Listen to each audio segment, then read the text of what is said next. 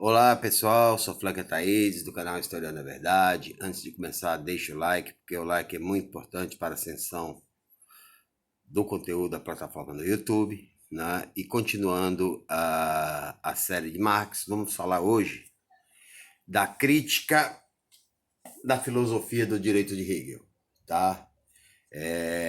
Onde há um rompimento de Karl Marx com as ideias hegelianas, né?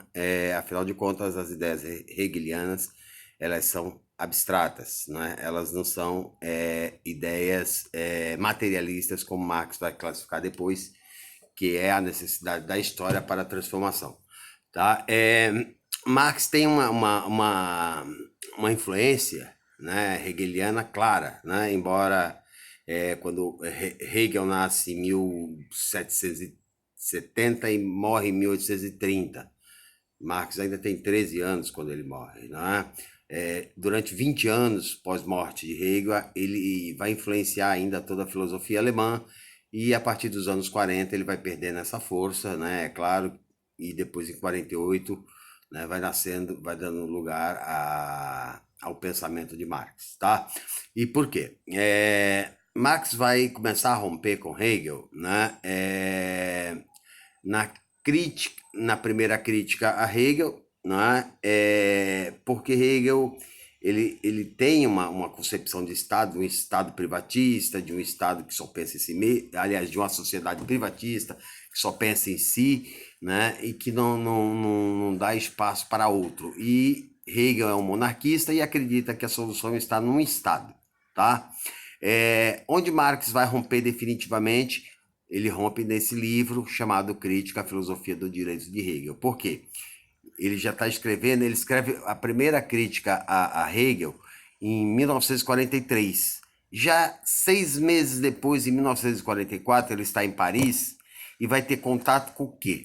Né? Já havia falado em lives anteriores, ele vai ter contato com o esboço dos manuscritos de crítica crítica à economia política de Friedrich Engels. Ele vai ter contato com a classe trabalhadora, não é? Que vai ser o objeto de estudo, né? É o objeto do materialismo histórico, né? A vivência com a classe trabalhadora é que vai, né? Marx então parte do abstrato, vai para o materialismo e volta para o abstrato para propor soluções.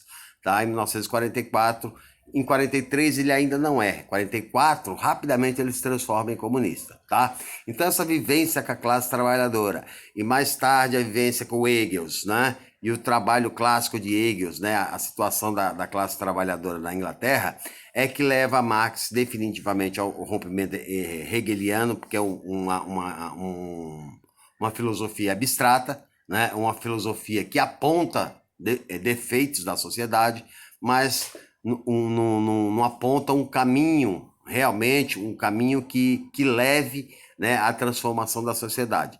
E aí ele cria dois conceitos aí, revolução e classes sociais. Tá? Então Karl Marx acredita que, junto com Friedrich Engels, que não há saída para a mudança da sociedade se não for através da luta, se não for através da luta de classes. Por quê? Porque ele vendo essa classe trabalhadora na Inglaterra, aliás, na França, essa classe trabalhadora que foi usada como massa de manobra na Revolução Francesa, né, que a ela foi fechadas as portas, né, do bem-estar social, que o lema liberdade, igualdade e fraternidade foi negado. Né? Ele pensa que o quê? Ali naquele momento, Napoleão consolidou, né? Já havia consolidado o Estado burguês, e o Estado burguês não abriria mão de forma nenhuma, né, ao bem-estar social para dividi-lo com a classe trabalhadora. Então, ele pensa o seguinte: o Estado não é capaz de fazer isso porque o Estado já foi formado pela burguesia. A burguesia assumiu o poder da aristocracia e impôs o seu Estado. E o seu Estado é burguês. Não é? Ele não vai mudar. Ele só vai mudar através do quê? Da luta, da revolução, né?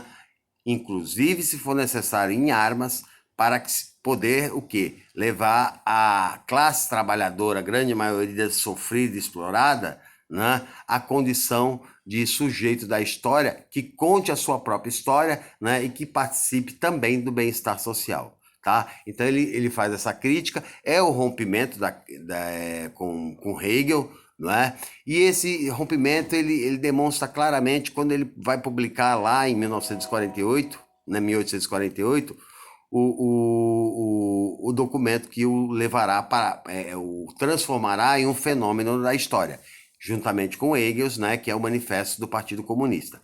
Então ele está rompendo aqui na crítica à filosofia do direito de Hegel, né? Ele está rompendo com o quê? Ele acha que o Estado não é capaz de fazer as mudanças necessárias das igualdades, né?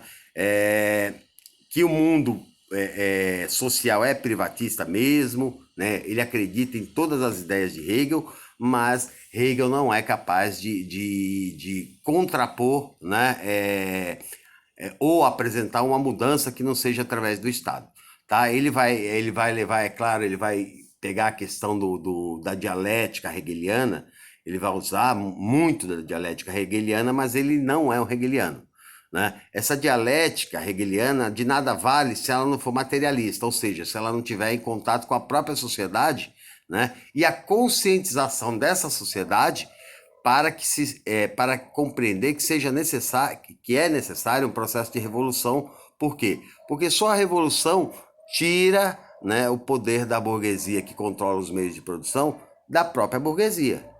A burguesia conseguiu isso através da força e não vai abrir mão se não for através da força também, tá? E aí que ele começa a romper definitivamente com o pensamento hegeliano e vai partir não só para o mundo filosófico, né? Ele vai dizer em Feuerbach, né? Até nas teses da Feuerbach, que até então, né, os filósofos têm interpretado o mundo, mas cabe aos filósofos transformar o mundo também.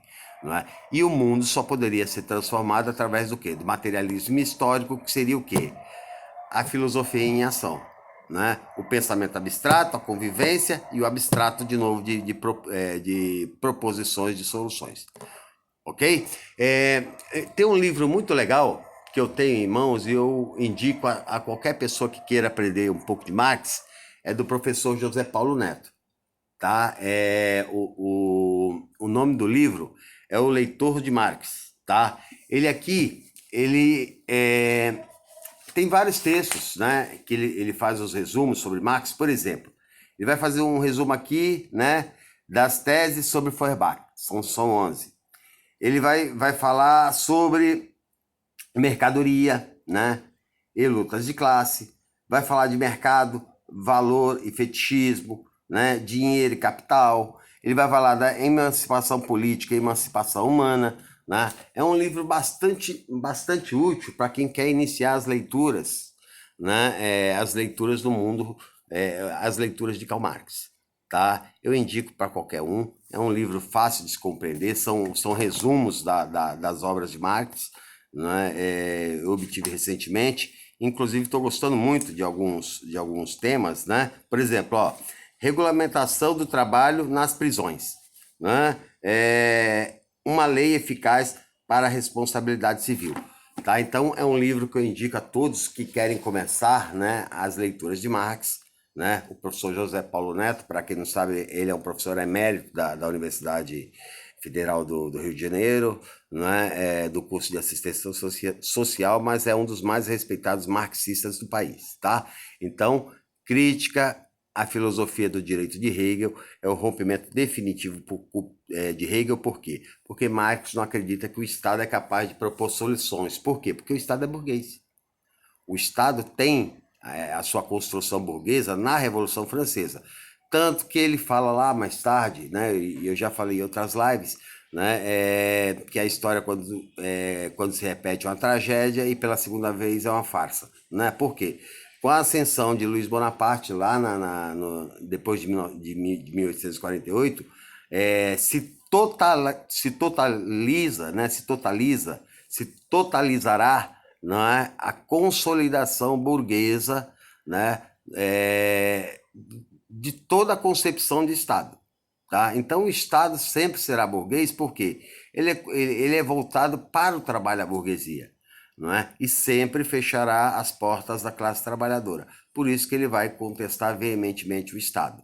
Tá? Quando a gente fala em revolução comunista, a gente a gente sai para chegar ao comunismo, tem que partir para o socialismo? Não. A gente vai partir para a luta de classes, né? A luta de classes vai fazer a desapropriação dos meios de produção para se chegar ao quê? Ao comunismo, que seria uma sociedade sem classes. Tá? Uma sociedade onde seria abolida as classes, as diferenças sociais. Ok?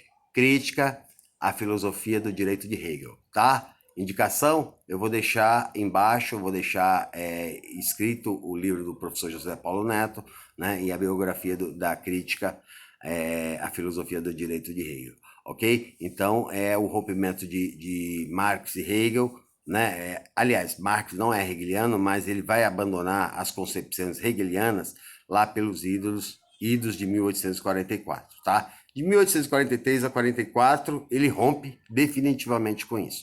Ele escreve a primeira crítica em 43, 6 meses depois ele escreve a segunda crítica, já comunista, rompendo com todas as questões hegelianas, ok? Quem gostou, deixa o like e até a próxima.